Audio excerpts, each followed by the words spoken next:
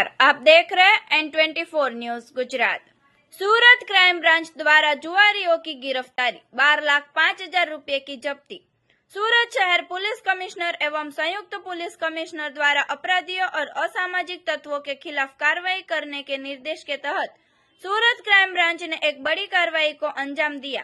Police ने संग्रामपुरा गोलकीवाड़ स्थित 3 कमान building के तीसरी मंजिल पर जुआ खेल रहे 10 आरोपियों को रंगे हाथ पकड़ लिया। इन आरोपियों में एक कुख्यात अपराधी नजीर उर्फ गुड्डू फायरिंग सैयद भी शामिल है।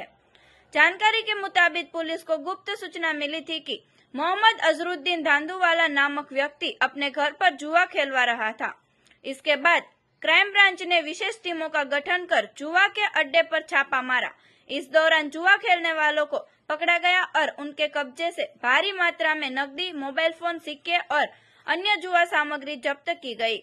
गिरफ्तार आरोपी मोहम्मद अजरुद्दीन, इम्तियाज अहमद धांधुवाला, नूर इस्माइल चायवाला, भावेश नाथुभाई चौहान, वसीम रफीक मुल्तानी, लक्ष्मण मनोज आर्या, नजीर उर्फ गुड्डू फायरिंग सैयद, महेंद्र रमेश चंद्र प्रजापति, मोहम्मद इश्क अब्दुलकार मेमन, सज्जाद हुसैन, यासीन अली कापड़िया, अनीश जब्बार भाई फत।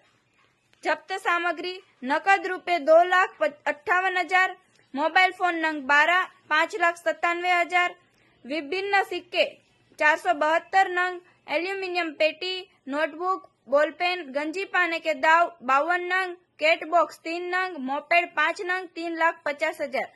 कुल मिलाकर पुलिस ने 12,05,000 रुपए की सामग्री जब्त की है और सभी आरोपियों के खिलाफ कानून अनुसार कार्यवाही शुरू कर दी गई है।